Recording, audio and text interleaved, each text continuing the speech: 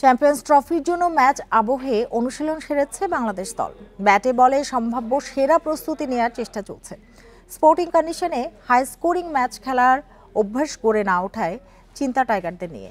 Champions ট্রফির মতো ইভেন্টে ব্যাটারদের কার্যকর ভূমিকা দেখতে চান বিসিবি পরিচালক ইফতেখার রহমান মিঠু।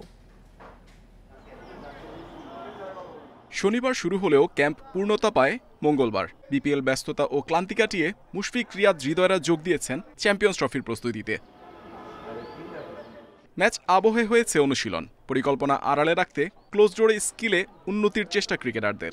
স্কোয়াডের শুধু মিরাজ এখনও যুক্ত হননি। ট্রাভেল রিজার্ভ হিসেবে সুযোগ পাওয়া হাসান খালেদরাও কঠোর পরিশ্রম করেছেন। বাংলাদেশের গ্রুপ সঙ্গী ভারত, পাকিস্তান, নিউজিল্যান্ড, যারা ৩০০ রান তাড়া করে জিতছে প্রায় ম্যাচেই। টাইগারদের ব্যাটিংয়ের যে অবস্থা, তাতে বড় সংগ্রহ করা কিংবা তাড়া করা কঠিন। বড় মঞ্চে ব্যাটারদের কার্যকর ভূমিকা গুরুত্বপূর্ণ।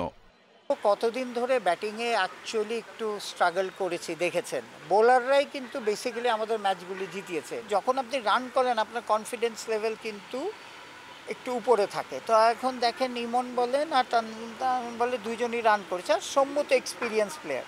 বিপিএল টি-20-র ব্যস্ততায় চ্যাম্পিয়ন্স ট্রফির জন্য সেরা প্রস্তুতি সম্ভব হচ্ছে না বাংলাদেশের। ফরম্যাট পরিবর্তনে দ্রুত মানিয়ে নেওয়ার চ্যালেঞ্জ ক্রিকেটারদের। প্র্যাকটিসের ডেফিনেটলি টাইম পাইনি, বাট বেসিক্যালি কথাটা হচ্ছে যে 20 ওভার আর 50 ওভার এটা হচ্ছে প্লেয়ারদের অ্যাডজাস্ট করে খেলতে হবে। হ্যাঁ, সেইখানে আমার মনে হয় যে আমাদের প্লেয়াররা যথেষ্ট প্রফেশনাল, যথেষ্ট ইন্টারন্যাশনাল স্ট্যান্ডার্ডের প্লেয়ার। 20 ফেব্রুয়ারি ভারতের বিপক্ষে চ্যাম্পিয়ন্স ট্রফি মিশন শুরু বাংলাদেশের। এর আগে পাকিস্তান এ দলের সাথে প্রস্তুতি ম্যাচ খেলার কথা রয়েছে। Muhammad Nazim, independent news, Dhaka.